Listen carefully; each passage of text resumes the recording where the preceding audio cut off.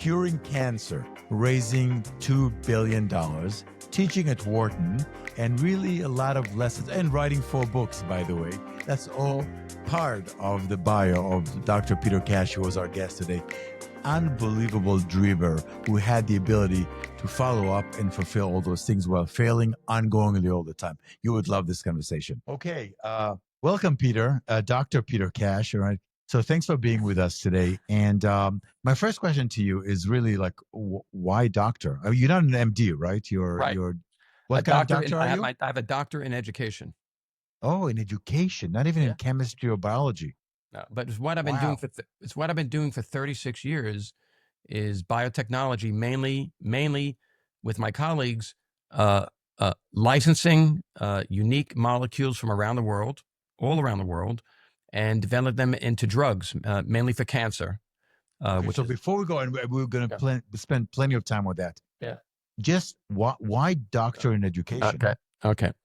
So I have a bachelor's in management science from SUNY Binghamton, an MBA from Pace University, has some great professors. One guy named Professor Leonard Silk, who was the chief economist for the New York Times, a brilliant person.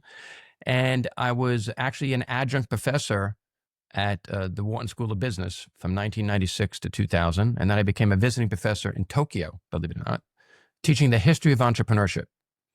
And although I was a professor, an adjunct associate professor, in order to become a professor, you needed to have a PhD. You needed to have a doctorate. And I was teaching all these years at Polytechnic University for 2 years in Brooklyn, then in Philly. And education was the most interest to me, just because the one thing that no one could ever take away from you is knowledge. You could lose money, which I have done. You can make money. But the one thing that people really can't take away from you is knowledge. So PhD for you was PhD, just for me to understand, for you, PhD was actually something that you did very late in life. After late some in success, life, after teaching. I had my MBA already. And also, to be very frank with you, it allowed me to write more books. I love writing, as you know, and sharing the knowledge. I have a quote in my last book: knowledge that's not shared is simply knowledge, but when you share it, it becomes wisdom. And so, I love sharing knowledge. Yeah. Okay. Well, cool. So that's such a surprise that you have PhD in education. But let's step away. When I learn about your bio, your history, it's quite fascinating. You have done so many things, right? Like you said, you got an MBA, but then you didn't go to the business world. You actually went for more biology, or what was the first actually? So what was the first stop on that path you took that took you to the where you are now? 1968. June of 1968. And I'm 1968. June Okay. 1968. And you're not using AI in my face. Okay? You do live in Florida, so I don't know, but yes. Belmore, Long Island. We were playing Ringalivio. It's like hide and go seek with 20 kids. No one's inside the house back then. And there was a little girl who was 6 years old. I was 7. Her name was Mary Ellen O'Brien. And we were playing hide and go seek, and she started running. And all of a sudden, her wig fell off her head, and she was totally bald. And what do 7 and 6-year-olds do when they see a bald girl? We laughed. We had no idea. Yeah. Our parents explained that she was sick. 3 months later, she passed from leukemia, pediatric leukemia. And that was, you asked me what was the stuff. That was when I knew what I wanted to do. I know it sounds crazy. So how old were you then? 7. So you were 7 years old. I have to pause on this one. You're 7 years old, and you have this experience. You're seeing this girl who's being laughed at. And what did you say to yourself? It wasn't what I said. It was really, once she passed, everybody, you're 7 years old, 8 years old. We don't know what death is. We don't know what sickness is. We don't know what cancer is. And back then you couldn't say the word cancer. People didn't say it. I didn't know what leukemia was, but I knew that I wanted to help people medically. And I did a different route. Instead of going through medicine, I wanted to be a supporting actor. You can get an Oscar for the best actor, or you can get a supporting Oscar for being a supporting. And I decided to help scientists. And I'm a wannabe scientist. I invented something at the age of 17, an orthopedic knee brace, got patent pending, got some venture capital. In business school, I did my graduate thesis, Boaz, on the effects of barometric pressure on serotonin and melatonin, how that affects people's decision making. In business school. Yeah, that was my graduate thesis, was how weather. So hold on. Sorry. I'm sorry. So some people that I talked to got to where they were because they tried something, it didn't work out, then tried something else, and eventually something happened. There was like some kind of a momentum or tipping point that they say the cumulative things I've done got me to where I am. It sounds to me that in your case, it's not it. It's quite clear the path, maybe not the way to get there, but the end goal was quite clear from a very young age. Is that age 7? Age 7. Yeah. How I got there is another story. Yeah. How I got there's a whole other story. We'll talk. We have plenty of time to talk about it. But that's why. Yeah. And Boaz, not so I don't forget, the first drug I got approved by the U.S. FDA was a drug for pediatric leukemia. You can't make it up. It's a drug called arsenic trioxide that we bought from a bench scientist from China, Professor Zhang, who licensed it to Memorial Sloan Kettering. We got the drug, my partners and myself, and the drug got approved for pediatric leukemia. You can't make this stuff up. So the first drug I ever got approved in my career was for leukemia. It's crazy. Okay, so I again, this Unmask is about trying to remove the myth behind the failure and success of people, right? Especially top performers like you. So I wanna really dive into this conversation because I want to understand how you were thinking about it. So your path has a lot of a variety of things you have done, things you studied, but it seems like your end goal was very clear from a very young age from what you shared with us. So when you went and got your bachelor, did you say to yourself, okay, that's going to serve my big picture, or you had no idea? The same with masters. When you get to get an MBA, were you saying, look, my goal is to cure cancer, which is a huge statement. Right. Were you saying, well, MBA will serve that goal? Yeah. So since we're being totally transparent, which is what you want to be, is I realized when I was at Binghamton, there was no way I was going to be a medical doctor. The competitiveness of the student body was at a whole nother level than I was capable of. But knowing your weakness is a strength. So if you ask me, what was that second stepping stone or that second light bulb, is I realized at a very young age that knowing a weakness is a strength. And it doesn't mean that a weakness is something negative. You just have to pivot and adapt. And that's what I did. And I got extremely lucky. Very, very lucky. Well, when you say lucky, what do you mean? Because you have a book about it, right? I have a book about it. By the way, yeah, it's over here. Make Your Own Luck, right? Yeah. It's make your own luck book. Yeah. And funny I ask, here it is, exactly. Wait. Yeah. It's even better. It's in Chinese and Russia. It's in 8 languages and 30 countries. It's crazy. And okay. So you just told us that you were lucky, and then you went and wrote a book that went from when I read it, it actually says that you have to take the actions to create your own luck. So close the gap for me. Right. So what, were you lucky, or were you creating the environment and the conditions to bring luck forth in your life? I applied for a job almost at the end of my MBA.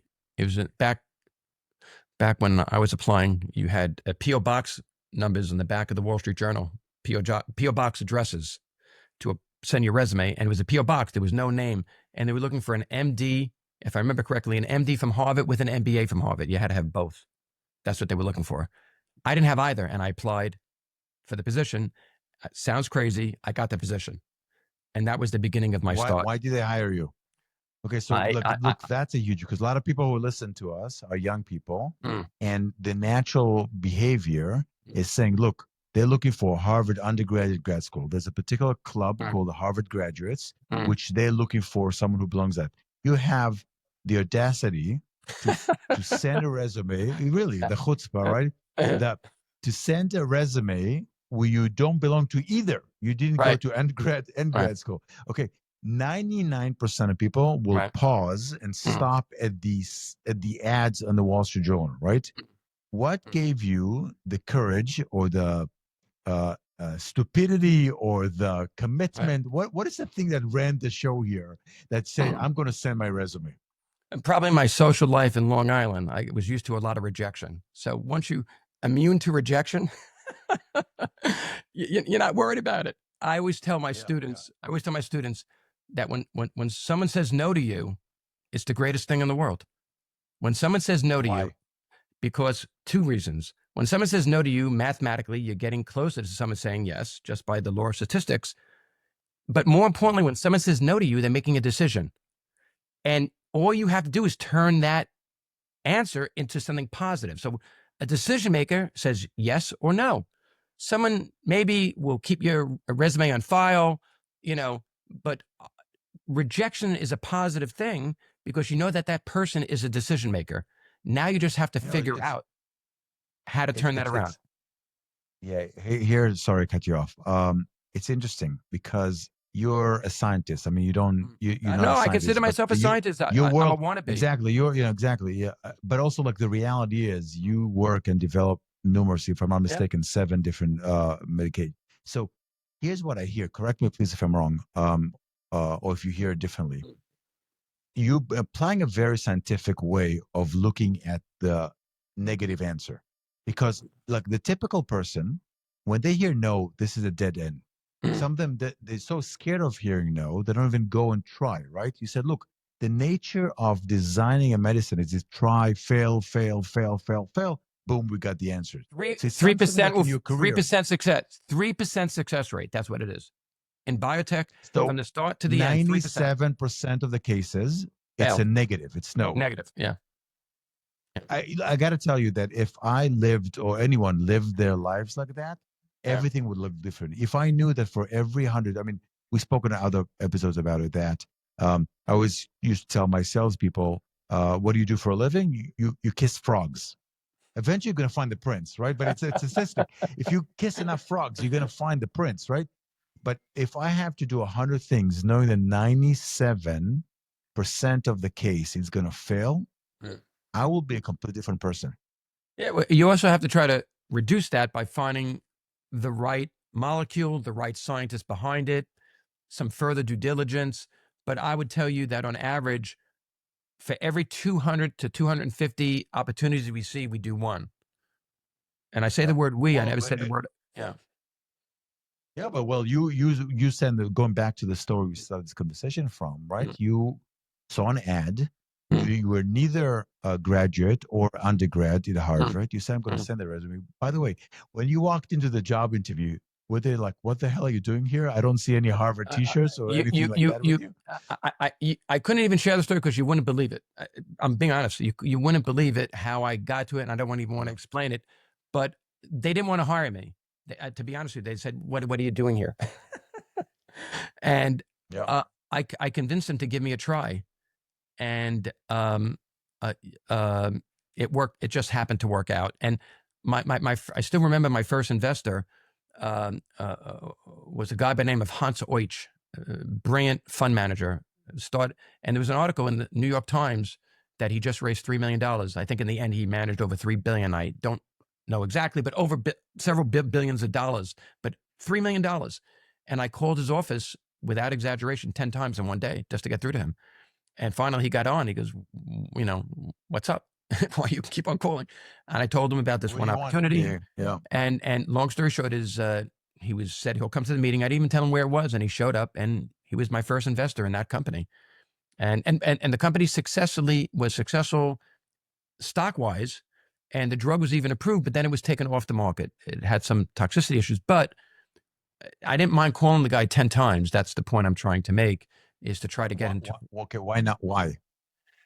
Explain. why. Okay, again, I want to remove the mystery behind your actions, right? So here you are, you're committed to getting a job, or you're committed to get your investment, and nothing stands in the way. You call this guy you're harassing him 10 times calling. That's harassment. I'll give you. So, I would give you a better one. There's a company called Neos Technologies, one of my favorite companies from University of Pennsylvania. First company to ever go public from the University of Pennsylvania. I called, and you can get this verified. 29 times in 1 month, I called Len Abramson. Len Abramson was the founder, chairman, and CEO of U.S. Healthcare, the largest HMO in the United States at the time. And the secretary is very nice and said, Peter, he's probably not going to take your call. I said, tell him to give me 30 seconds and I'll never call again. Hold on. Go. And I didn't want to sell the company. He said, I hear the word go. Okay. And I say, there's a company down the street from you. You're going to buy in 5 years, or they're going to buy you in 10 years. Can I get more than 30 seconds? From that phone call, I believe they invested $7 million, U.S. Healthcare, and his number 2, number 3 guy, a guy by the name of Cheryl Neff, became CEO of Neos. So 29 phone calls,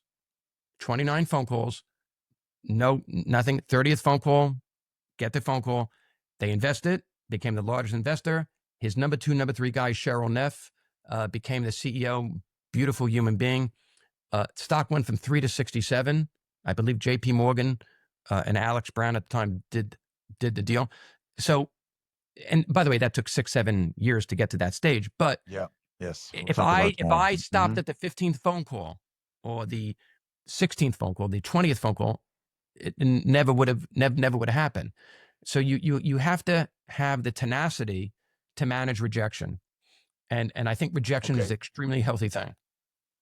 Yeah. So Peter, I'm going to keep on watering down because what you're saying is extraordinary. I want to break it down. So one is, are you telling someone who's listening today, that they should not stop at no matter what? So my question is to that.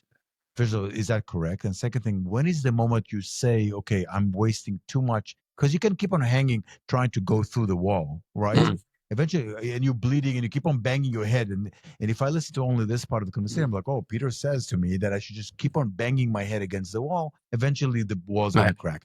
Maybe not. But sometimes you spend years on working on a company or an idea that's not going to turn out. What do you know when to stop? Boaz, that is a great question. And the answer is relatively simple.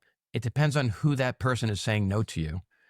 If it's a mid-level person, I walk away. I'll be honest with you. It's who is that person saying no to you? But generally, a decision maker, to be nice, they'll say, you know what, call us back once you get A, B, and C. Okay, if you get through to that person. And you got to remember, this is before Google. This is before, to find these phone numbers took days. I remember going to the 42nd Street Library on Sunday and looking through, microfiche to get information. It was a whole nother era. But the answer question is, I'm going to, so to water it down, it depends on who's saying no to you. Okay, so I'm going to break it down from what I understand. One is, you have a love relationship with no, not a hate relationship, but a love relationship. You actually say, if I understand you correctly, you're saying, look, no, it's not only that it's part of the process, it's actually something you should really understand that is needed to get to where you want. All right, that's the first thing. The second thing is that it's not just about you keep on pushing and pushing and pushing. You have to be more sophisticated, put another layer on the request or or the pitch or whatever it is, and fine tune the right person to speak to, because you might waste your time with middle management, with someone who they don't have the ability to actually help you inside your commitment. Is that accurate? Yeah, pretty much so. But it's also, I'm not selling widgets. I'm trying to freaking cure cancer. I'm trying to cure pediatric Okay. leukemia, ovarian cancer. So Oh. it's my passion that's driving me not to accept that no. If I was selling wallpaper or whatever, I would walk away. But if you have a passion, the execution of that passion is what drives me. And it takes 17 years, 15 to 17 years to get a drug approved from the start. 15 to 17 years. I'm working on something now that's taken me 11 years, and we still have another 5 years to go. But it's having this passion that you can see something. I have a friend who's a producer in Hollywood, and he told me that he always made the advertisement of the poster of the movie before he made the movie. He envisioned the poster before he made. It's crazy. I do the same thing. I envision getting that drug to a certain level, and the only way to get there is you can have a Ferrari in your driveway, but if you don't have gas to move that Ferrari, it's going nowhere. And unfortunately, this is a very, very cash intensive industry, and we're going to see things that are going to mind boggle the world in the next decade. We're going to see things that are going to nail very difficult cancers, very difficult autoimmune diseases. It's going to be wild. And now with the combination of AI, I'm so glad I'm here. I'm so glad that I'm still here to be able to be part of this. Okay, so I want to go back to your commitment, right? Your commitment. So in your case, your passion is curing cancer. It might be someone else, an entrepreneur who's listening to us, who says, "Look, my passion is creating the most extraordinary sneakers in the world." But as long as that passion is correlated with their actions, there's a chance to break through that. If I get, but I do want to look at what you just said.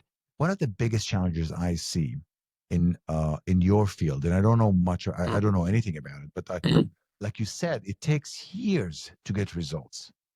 So you're kind of like a farmer who plant trees, and you have no idea. You can wait 15 years till the first fruit gives up, and then the storm comes and knock the whole. I mean, I know one CEO.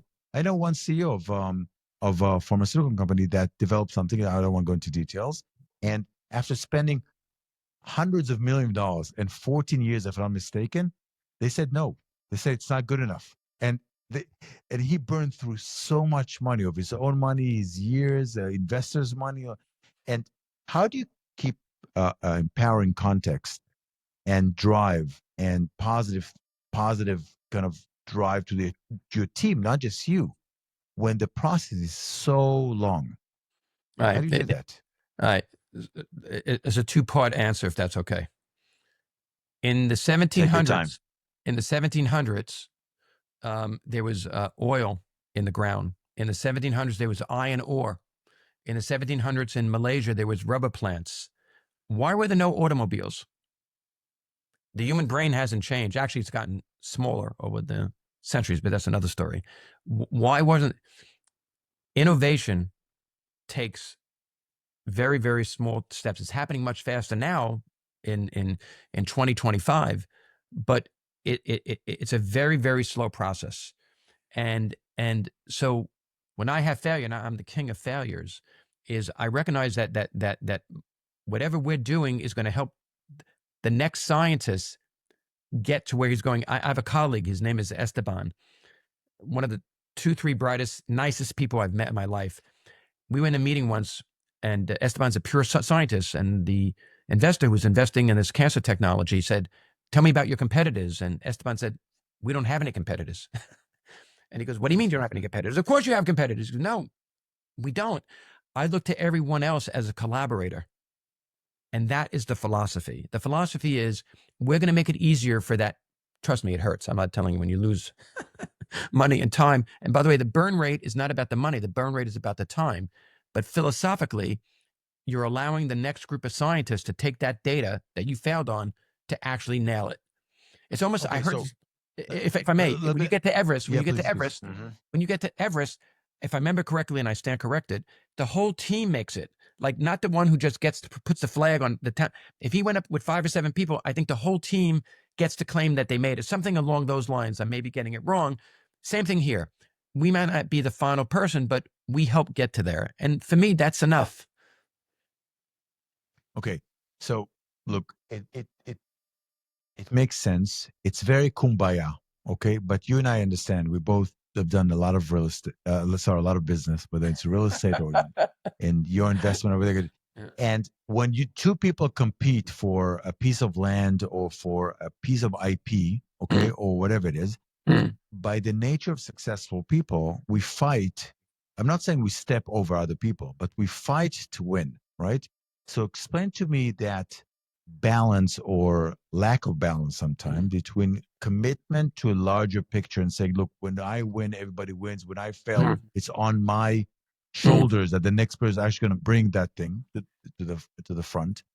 But at the same time, have that kind of driven alpha male energy that you want to win, because in the end of the day, you raised what, over $1 billion, right? You didn't go to your investors, 2 2 billion. billion. I apologize, 2 billion. Yeah, 1, 2, it's only a few billion. Exactly.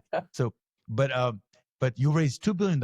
I doubt you sat in front of funds and said, oh, look, I might fail, but the person after me is going to be the one who finds the cure for that lovely girl who was dealing with cancer. So I'm sure there was a part of you that is highly competitive. So bring peace to those two conversations for me. I'm trying to remember everything. So we are the only business that I know of. It's all good. That we get a return on an ROI, return on investment. But even more importantly and bigger is you get a huge ROL if this thing actually works, return on legacy. There's no better bragging rights, not an Oscar, not a best-selling book on the New York Times. If you were involved in some small way of getting a drug for multiple sclerosis or for Parkinson's or for cancer, you can't put a dollar price on it. This is number one. Number two is I urge you, if you go to conferences behind closed doors when there's no lawyers, God forbid there's a lawyer there, scientists from other companies actually talk to each other and try to help each other. It's wild. It's beautiful. Do they share the patents that they're filing now? No. Do they publish it? No. But they actually, I've been to hundreds of these things. Everyone is trying to help one another. It's beautiful. I can't explain it. It is kumbaya. Is there this huge competitiveness? 100%. You have stock shareholders that, you have a fiduciary responsibility. You're not giving away the whole basket, but you're helping. Everyone's helping each other. It's something that is inherently beautiful. Remember, these are mostly scientists. They don't know scientists. It's not the stock that's driving them. It's getting that drug into patients and working. I can tell you that's all they do and think about. That's all they do and think about. Yeah. So is that one of the key to your success, that you have the ability to build bridges between scientists and business? Yeah. That's boom. You nailed it. That is what I do. Okay. Okay. That's it. So, I'm baffled by what you're saying. First of all, it's beautiful to hear that the sum of people's success. There's a synergy here, right? The 1 + 1 = 3, and even my failures is part of the synergy, not just my success upon the synergy. But then I look at politics, and the race for technology, for chips, for between China and the U.S. right now. It is never spoke about the way you speak about it. You never see, and behind closed doors, the scientists work on chips for China for top-notch AI versus people's working to develop whether it's in Taiwan or Korea or in the United States. Do you think it's only unique to your field? Do you think there's actually, we have to separate the politics and the, I would say, the optics of relationships, but in reality, people go to conferences and one works for one company, the other one works for the other, and they do share information, maybe not the patterns, but information. First of all, these are the best questions I've ever heard. I really mean that. The questions you're asking me are so beautiful, inherently beautiful. It might be subliminal. I don't know. It might be Darwinian biology, but everyone, especially a scientist, knows somebody, a loved one, a mother, a grandmother with breast cancer, ovarian cancer, God forbid, a loved one with leukemia, or God forbid, pediatric glioblastoma, which is what I'm working on now. I have 3 separate drugs right now working on glioblastoma for children. Maybe it's just innate. Maybe it's subliminal, but that's why you do work together. Is you know what, they're a little bit further than me. Maybe I could just share with them that an experiment that we did that didn't work, or maybe worked, that might be able to help them, but it doesn't give away what we're doing. You have scientific advisors on your boards, and they sit on other boards. They sit on other scientific advisory boards of other companies. And there's a fine line, but I got to tell you, that's why when people say, is there a conspiracy that pharmaceutical companies are holding? No. 78%. If you have a stage 4 blood cancer today, leukemia or lymphoma stage 4, you have a 78% chance of survival today for blood cancers. Where 20, 30 years ago, stage 4, it was not a good, you were like Mary Ellen O'Brien. Just basically, yeah. You know, today, 78%. We're going to be in the same position within a decade for solid cancers: ovarian, breast, prostate, colorectal, head and neck, lung, within a decade, but not as a single agent. With the solid cancers, it's going to be combination therapy that's going to nail it with AI. And that's why people are going to have to work closer together than ever before. It's not going to be a one-trick pony. There's no magic bullet. But in combination, it's going to be wild. And then we can go after autoimmune diseases: Crohn's, lupus, Parkinson's, Alzheimer's. It's going to be wild to witness. And by the way, scientists in Sweden, scientists in Abu Dhabi, scientists in China, scientists in Israel, scientists in Ireland, all work together. Whatever the politics is, in the political, geopolitical world, it's totally different in the science world. And that's why I love being around these people. I'm like, people like to be around Hollywood stars or music. What do they call it? When you follow a musician, a groupie. I am a scientist group. I am a scientist groupie. Yeah, that's amazing. Because I know nothing about your field, and I'm trying to take the lessons you're teaching me here, and I'm trying to implement it to other places. So if another example, and is, first of all, here's what I hear. First of all, I hear that the bigger the commitment and the vision, the easier it is to be flexible and work with other people, because it's not about you. It's about something that's way bigger than you. Will, like you said, legacy will stay after you. And it's a much bigger cause. It's more important to cure a kid from cancer versus my ego or my stock going up a little bit more. But when I look at other fields, it's kind of like doing coding in open source versus in closed source. So open source, the whole thought is like, look, I write a code, but it's out there in the world because someone can build on top of it and on top of it. But closed source is all like, the Apple, like no one can look into what we're doing. It's very secretive. So do you think that in the long term, open source as a philosophy of life, beyond just your field, because I know you invest in many things and you're a successful business person, you taught at Wharton, you taught entrepreneurship, you taught in Tokyo, in Hebrew University, all those places. Do you think that the state of mind of an open source is the way to do business? Like, if I have a good idea, should I go and share it with fellow people who are working in my field? Yeah. People ask me to define myself. What are you, Republican, Democrat? Are you right? Who are you? It's very simple. I am a social capitalist. That is what I am. Capitalism is a tool to make change for the better. So whether it's you're working on a new chip, whether it's a new sneaker, whatever product or service you're trying to get out there. Trust me, I help out entrepreneurs doing a gazillion ideas all around the world, including former students. It's having a passion that whatever you're doing is going to have some impact on society, and you're going to able to give back more to society. I mean, think of it. Let me give you a statistic. I did this study. In 1982, 50% of the Forbes 400, scratch that, 67 or 68% of the Forbes 400 got their wealth either through inheritance, real estate, oil, gas, energy. Those are the major three. It was 1982. Once Reagan came in with tax cuts, capital gain tax cuts, 20 years later in 2002, 50% of the Forbes 400 started with less than $25,000. That is an incredible statistic. That is capitalism, which became social capitalism. They gave away billions to charity around the world. Americans are the most giving. You could take all the countries combined in the world, and they don't equal what Americans give. Not just a country. America as a country gives, but Americans.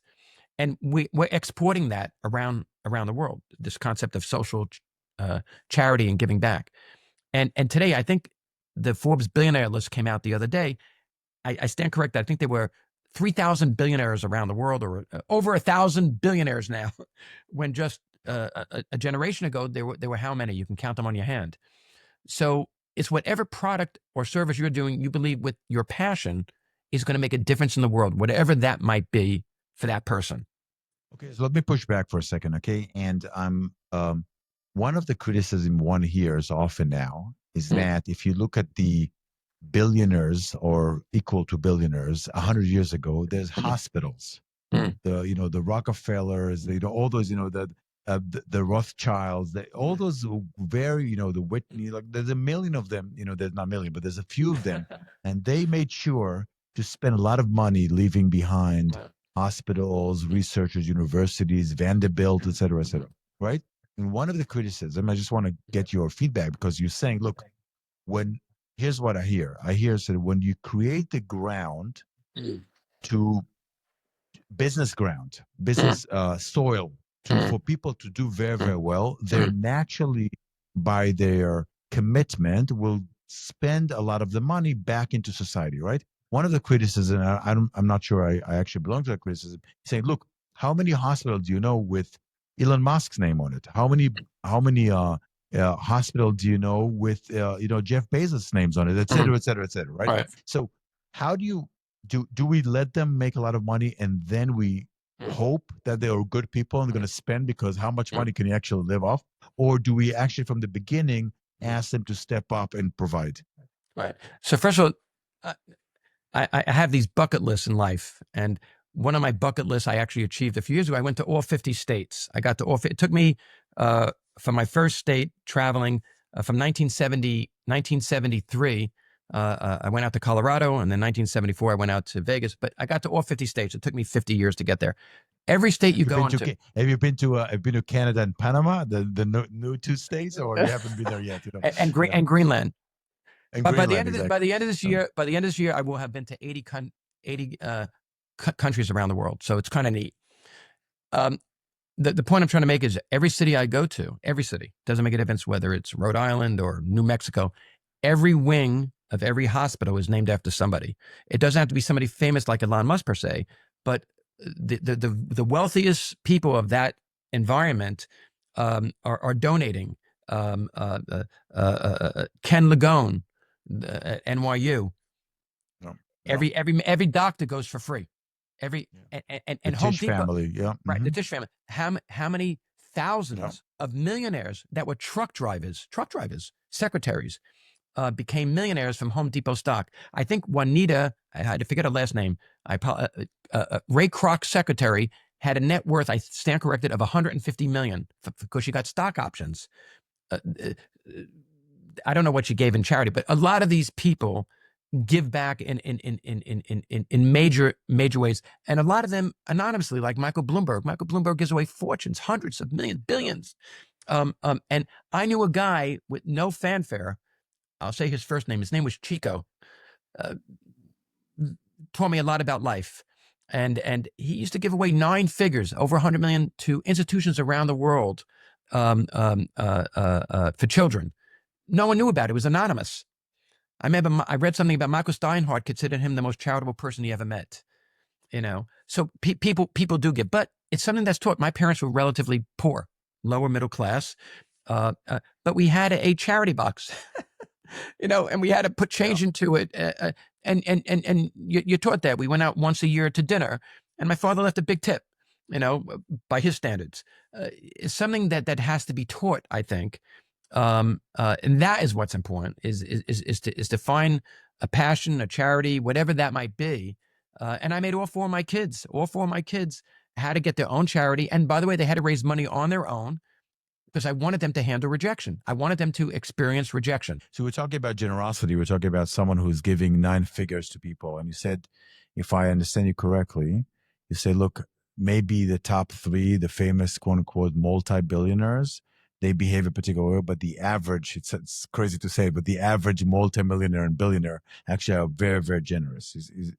That's what you're I'm also saying the referring to, right? billionaires, the guy that formed the, his name is, forgive me, it's not off the top of my head, but he formed the duty-free shops around the world. And he was worth, I think, $10 billion, him and his wife. He gave it all away while he was alive to charities all around the world. $10 billion he gave away. He just died recently, and he kept $2 million to live on. He wasn't famous. Nobody knew who he was. But there are many, many people like that just give. I found more people that give generously than people that don't give. As a culture, we're very giving. We're very giving. The Puritan philosophy, the Quaker philosophy was a third of your life to learn, a third of your life to earn, and a third of your life to return. And so charity is inbred in the American culture. From the Marshall Plan to everything we've done in the 1920s, giving food aid to Russia. We've always been a very giving culture. It's one of the few great things that we have in common with each other. Yeah. Okay, so I want to put that aside. I want to actually go and talk about something as fundamental in what you write about, what you speak about, which is your failures. Okay, you have said also in this podcast that you have mastered failing. So, how is it that someone who failed so many times is so successful? So, it's a great question. Failing is in two different levels. Failure in our industry, failure is a failure of a drug getting approved, right? That's one failure. But you can have a success along the way. You can have a stock like your friend go from a $10, $20 million valuation up to $2, $3, $4 billion or $1 billion or $500 million or $200 million along the way. So the stock for a period of time, whether it's for 3 years, 5 years, 7 years, is successful, and investors can get in and out, free market trading. So that's one form of success. And the failure for the stock is that it goes down, which does happen more than you want to if it's public. Okay, so that's not. Hold on, let me just pause on this one. Yeah. This is, even though it maybe experienced moments of failure, it seems to me like it's an overall success. I'm thinking about cases where someone raised $10 million, they have a startup, and after 6 months, a year and a half, they turn to their employees and to their investors and say, look, no more money in the account. I have no way to pay the rent. I have no pay. That's a true failure, right? I've had a few of those. So talk to me about those kind of failures. Yes. Yeah. We all did, of course. I've had a few of those. So first and foremost is what you try to do is you try to find another asset to put into that company to let it go forward. So say that asset fails. The drug fails, the molecule fails, the sneaker idea, someone's coming up with a sneaker and it fails. I mean, you just look at some of these incredible entrepreneurs, the failures they had before they got there. I'm not talking about biotech. I'm talking about screenwriters to, sneaker makers to whatever, restaurants. So it's finding, you have a fiduciary responsibility to your investors. That's first and foremost. And so you would find maybe another asset to put into that company to allow it to survive. And you take the hit. So you could start a NewCo and own 20, 30, 40, 50% of that company, or you can give it to the investors. So that is what a true social venture capitalist would try to do. So the failure might be temporary. The failure sometimes could be, complete, but you also do diversification. You don't put. I remember I had one company. This is a true story. I don't want to mention the family out of respect, but this one very wealthy family put $40 million into one deal, one family, for a specific non-cancer thing. And I remember saying, "That's too much to put into one deal," And I said, "What happens if it fails?" I don't want to mention the country. He goes, "Well, don't come back to this specific country." Thank God the drug worked. It was approved. By the way, it took over 10 years. 10 years. But you diversify. Yeah. And that's what we should all be doing anyway, especially So in these. so you say Yeah. you might lose you might lose the war, but you win battles on the way. Is that how you see it? No, I lose battles and I win the war. I lose What happened battles. if it's the other way around?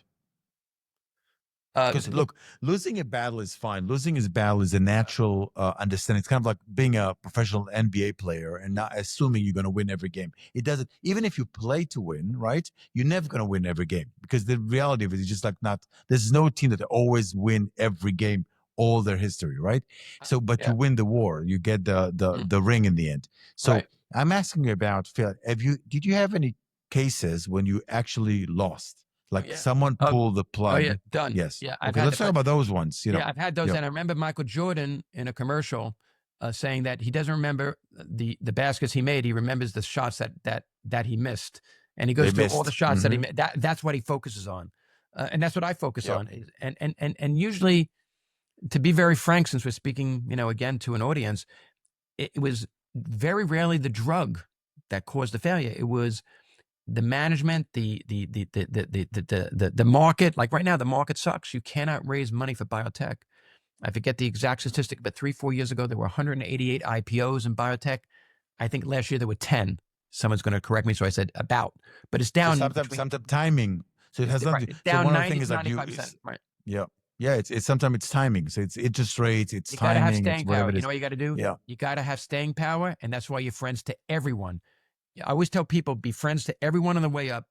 Um, uh, Janitors, secretaries, and by the way, everyone should get equity. Everyone in the company. Every single person allows you to become successful. Your secretary, the cleaning person cleaning the toilet, everyone should get something, and that's what social capitalism is really about. And you look at the American dream. I forget the exact figure, but I think a half a dozen massage therapists at Google became multimillionaires. The massage therapists from their stock options at Google. Because they had equity. Yeah, yeah, yeah. Yeah. Exactly. Okay, And they Peter. were able to So massage your let's egos. let's Bad joke. so what's your biggest failure, if you don't mind me sharing? What's literally when you look back, what will be what's the I won't. one or I won't mention the company. I won't mention the company. yeah, you don't have to say But yeah, but yeah. when I started out, you're gonna make me cry a little bit. Is I was not paid a salary. That first job I took, I was paid in equity, no salary. Luckily, my wife was making not double but triple my salary at the time, and she said, "Take it because you're never gonna get a chance." She wasn't my wife. We were dating at the time. And always marry someone smarter and better looking. Um, uh, the stock went from 83 cents to $47.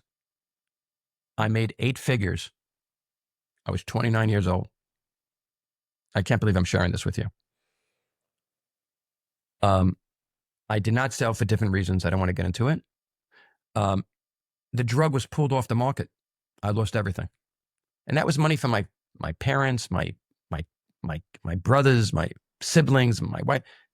What we could have done with that is just insane. It was horrific. Luckily, I started with nothing.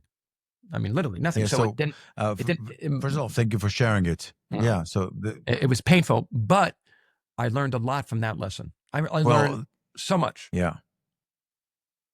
Okay. So before we go to the lesson, because I wanna understand. So here you are.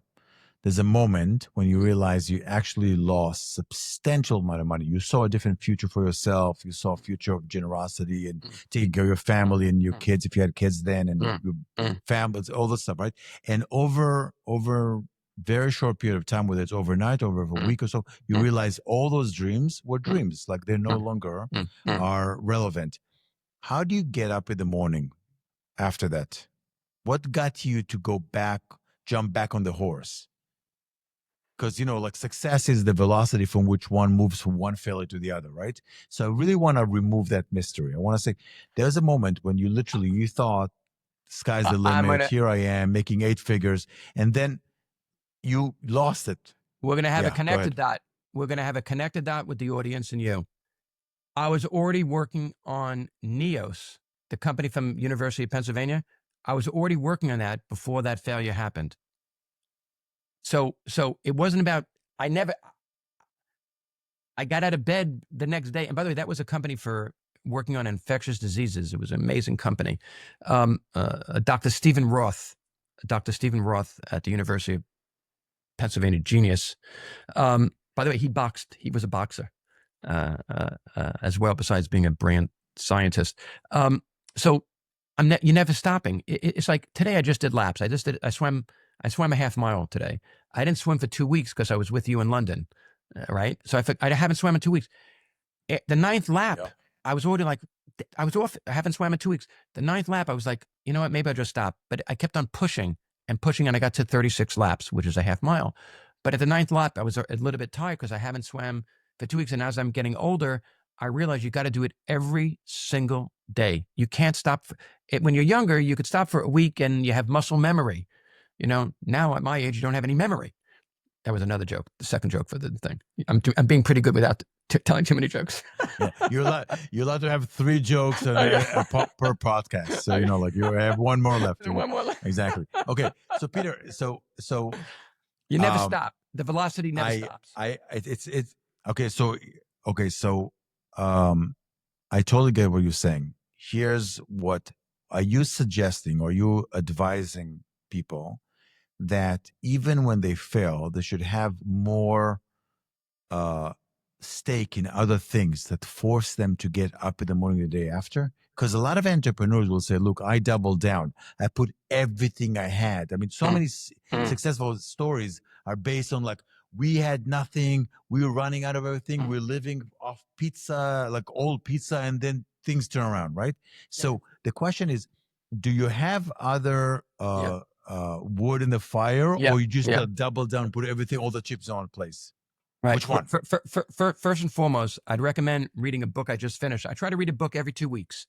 Write a book every 4 years. Read a book every two weeks. I love a book called The NVIDIA Way, about the founding of NVIDIA. Incredible book. I've learned so much from it. To answer your question specifically, is I have a friend who's a Navy SEAL, 3 tours overseas. And he told me a Navy SEAL motto. And the Navy SEAL motto is 1 is none, 2 is 1. I didn't understand it. First of all, I wasn't a Navy SEAL. Secondly, I just understand. He said, Peter, having 1 option is equivalent to having 0 options. You always have to have 2 options, minimum 2 options. And same thing in business and in life, whatever you got to have a backup plan. You got to, especially if you have a family and responsibility.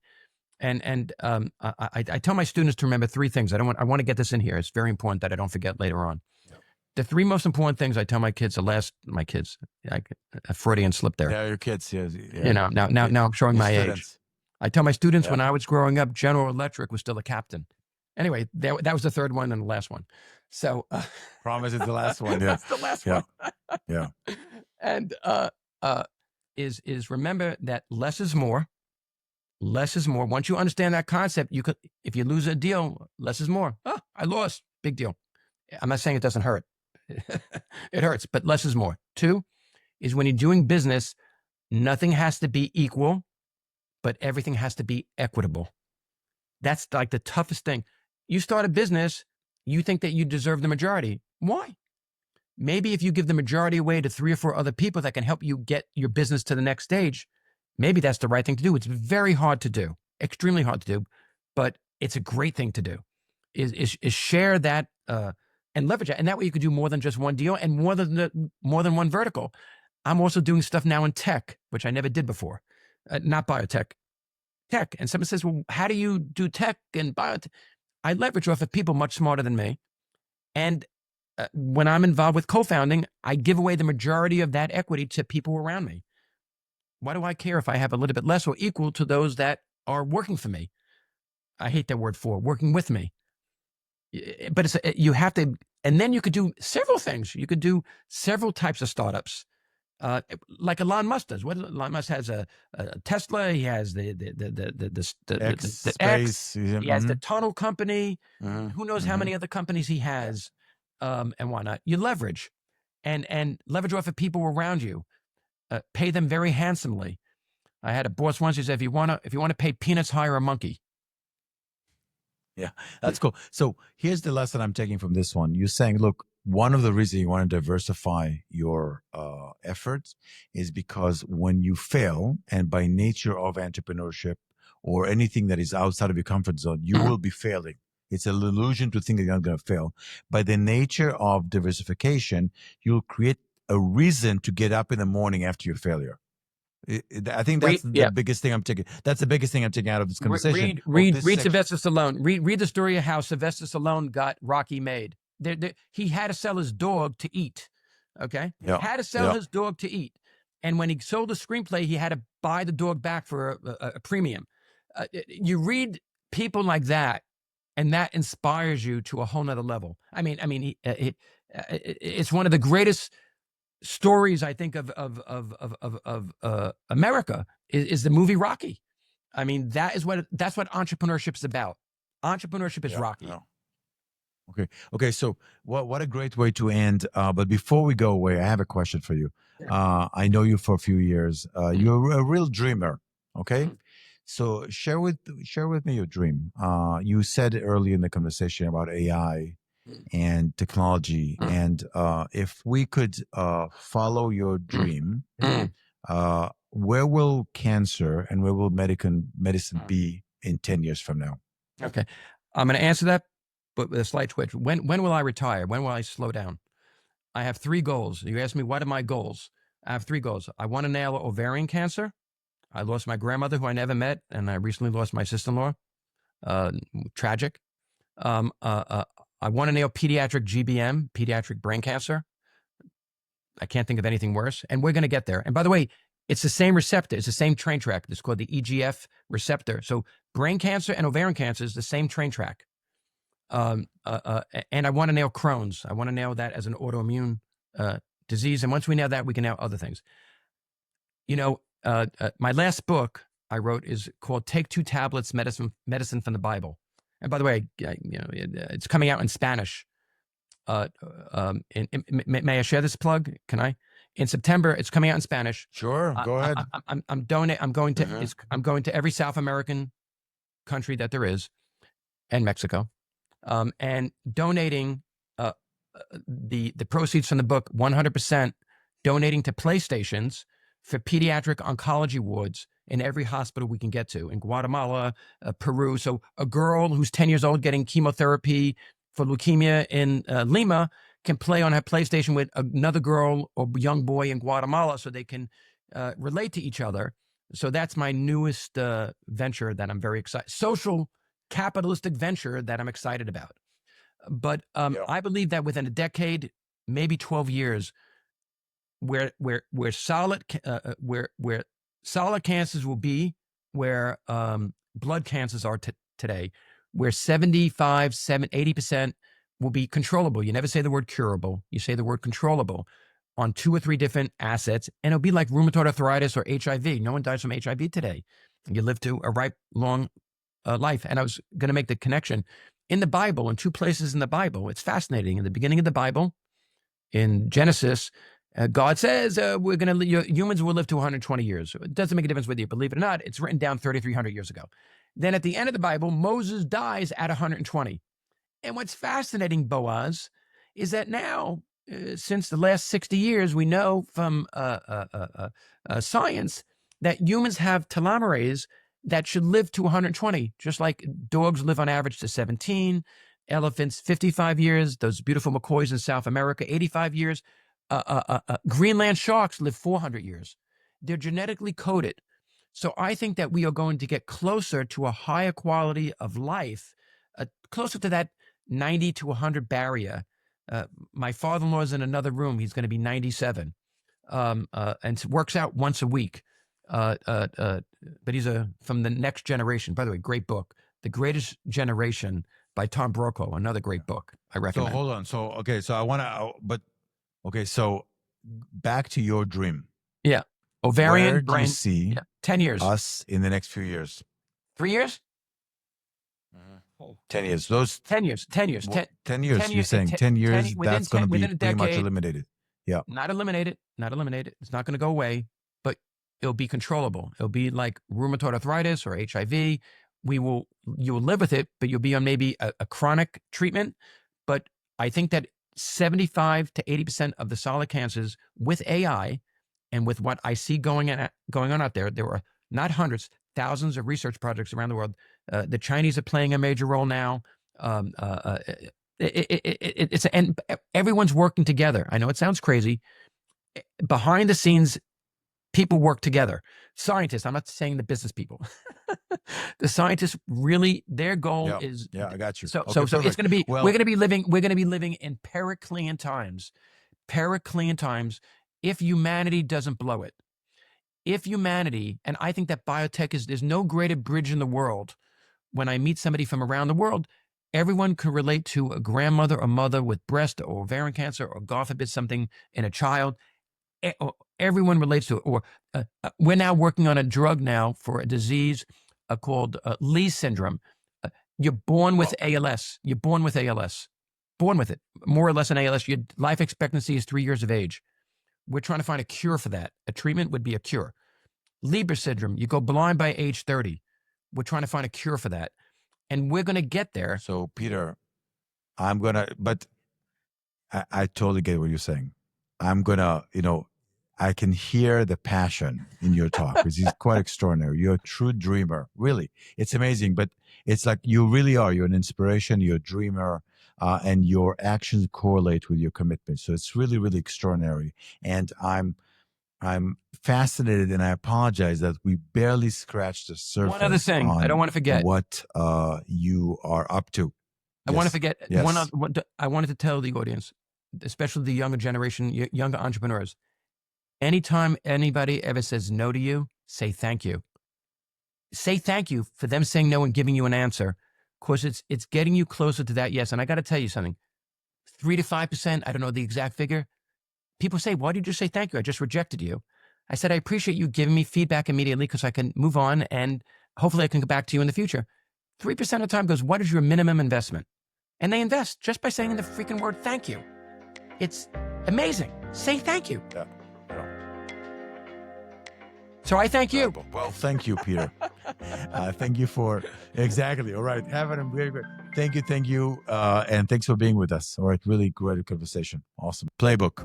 So what is the difference between a coach, a mentor, and a supportive person? You need all those three. So one of the things we talk about is that to be a top performer, you need to be, you have to have a team around you. You got to have the support, a mentor, a coach. You got to have people who are going to be able to support you when you're not doing well. But those are very different distinctions, right? So a mentor is someone you look up to. You need to find someone who's a mentor. It can be someone you know, which is great. You can have a conversation. Or it can be someone you don't know. It can be someone you inspire, you read about, and you say, this is my mentor. Everything he or she say, I listen to, and I take it in.